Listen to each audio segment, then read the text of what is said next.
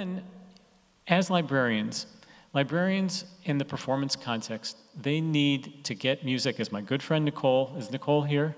Nicole Jordan, she's there. Is she hiding?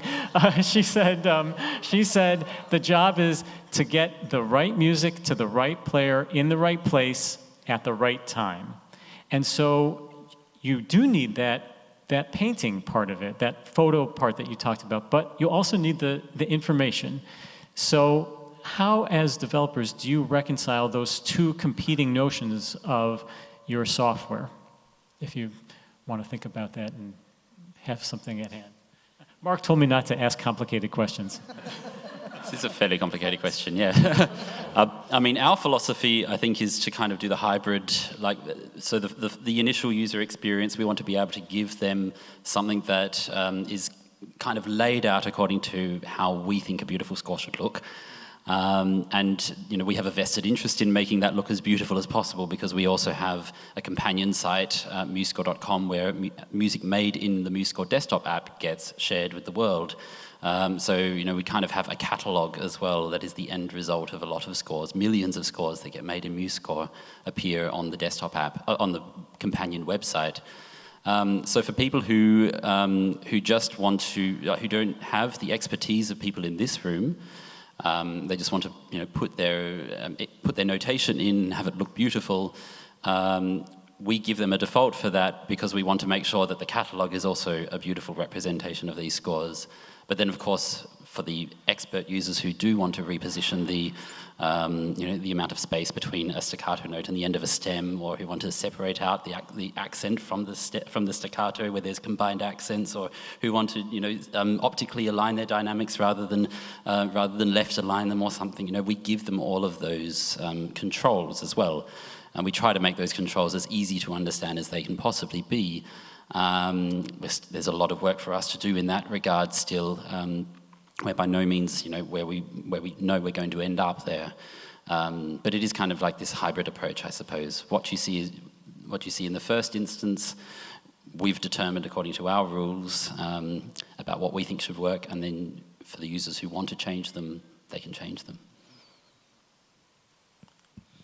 Yeah, I mean, very much the same in our approach, to be honest. We set out when we started working on Dorico to try to capture musical meaning, musical semantics. That's actually what everything else flows from. So the idea is that if you can tell the program what you actually want the end result to be, hopefully in a sort of fairly high-level way, then the program should be able to kind of get you a decent amount of the way there without you needing to intervene too much. And so, some people in the room would have been here when I was talking a little earlier, actually showing Dorico, and how, for us, the key is that we want the user to make a small number of very important decisions, from which then a lot of other things will naturally flow. And again, to return to this idea about the broader audience that we're serving these days than we were, say, 20 years ago, a lot of it comes down to, and I think we all know this, right? The tools that we use, like it or not, shape the end result. So whatever defaults that any of us on the stage here choose in our software for the distance between a staccato and a stem end, or whatever it might be, there's a decent chance that the vast majority of the users of that software, even some of the people in a more professional context, may well not change those things. And so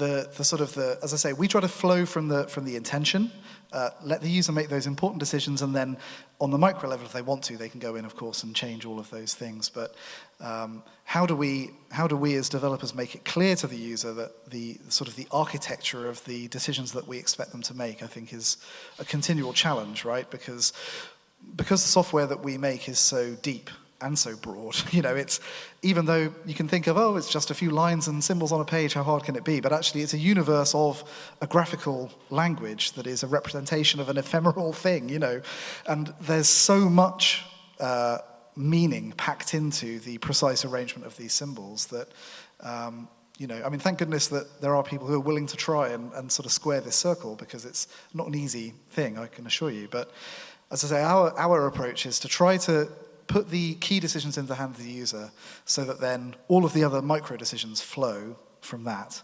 And then in the full knowledge that the majority of our users, like Chris was saying, you get a young person trying out a music notation app for the first time. They might be 12, 13, have been reading music for a couple of years.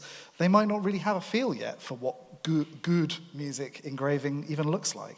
So there's a huge responsibility on us as developers to make sure that what our programs do out of the box gets as close as possible to what we expect and hope musicians are going to be reading from, but to provide the control in a way that's understandable, so that when you really do need to tweak the thickness of this or that you can find how to do that. But we don't have detailed telemetry for our app, so we don't know what people do. But I get sent a lot of files. I get sent a lot of files by users who want to ask questions about it and what have you. And the number of times that you see the defaults being changed is very low, very low. And so, as a result, that, as I say, there's a huge responsibility on us. I almost feel like, in a way, we have to bear some responsibility as well for that, because people are going to be using our products to produce the music that people are going to be playing from. We need to make sure that music is right. Yeah, well, it's interesting. Can I follow up on that? I'm going to go. I know you wanted to say something, Adrian, but I remember that you on our podcast you said that for many of your users, they don't even read music notation in many of them, or at least they didn't when they started using Soundslice.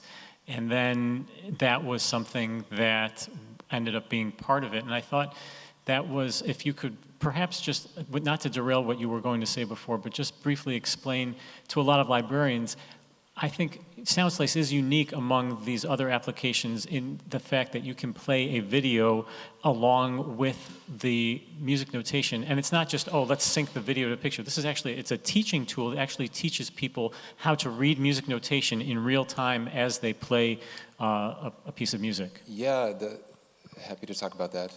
So the idea is that you don't just have music, you have it combined with other media, so that can be a video, it can be just an MP3 performance. You can have multiple ones. You can have 10 different videos. There's an example on our site of Take Me Out to the Ball Game being sung by 30 different celebrities at Wrigley Field in Chicago. Fortunately, all in the same key, barely. But you can swap between them. So it's sort of taking a practice perspective on it. But one thing, does that answer your question? No, that's helpful. Yeah, that's helpful. Yeah. Yeah, just to answer the previous question, I think it's interesting. Number one, I wanted to make the point that Dorico is the poster child for this, thinking about the notation as information, but also allowing those photographic or painting tweaks in a very smart way. It is awesome.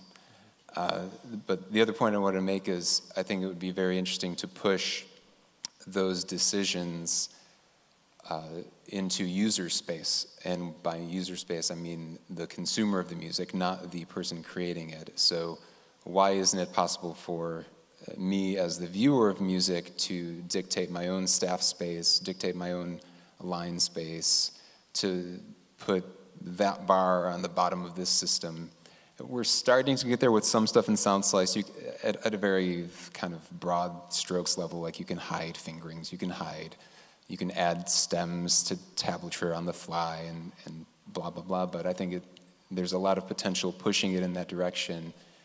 And I think once you've tasted it, you really don't go back. It's a never-ending rabbit hole. 100%, yeah. The problem is that I think at the professional level, what you practice with is what you want to perform with. So you actually don't want that amount of flexibility. Mm-hmm. So squaring that circle is something I think about a lot.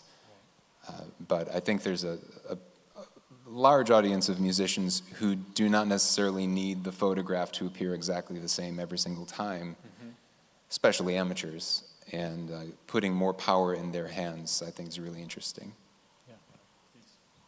I'll pick up on this point exactly, which is I remember doing a seminar for a number of teachers and showing them, this the software gets you to maybe 80, 90% of where you need to go. But we could, of course, add more options to change staccato dot sizes and things. And this teacher immediately said, please don't give our pupils the option to do this. Don't give them that control, for goodness sake. There is something to be said for being, like you say, there is a responsibility to show people what good engraving is. And then from our point of view, Notion isn't really about that extra bit of the 5%. This is where products such as Dorico are in the Venn diagram of notation software. That's kind of where we are, because we don't focus on that level of engraving for that last 5%. We want to set up this broad but usable set of parts, but maybe not for use in an urtext score. Right. The other point I was going to say was, for Notion's point of view, we actually started out as a live playback machine that happened to use notation as its interface. So you would use Notion accompanying a choir or live in a pit, actually tapping and doing velocity live, jumping in and out of loops and vamps and things. And rather than seeing time code or something, you would just see a representation of the score. That's where Notion started, back in Music Printer Plus, as it was known at the late 1989. And over time, we've added engraving and writing stuff on top. But it was always about this sort of broad representation of what's going on as a key for musical performance. And you may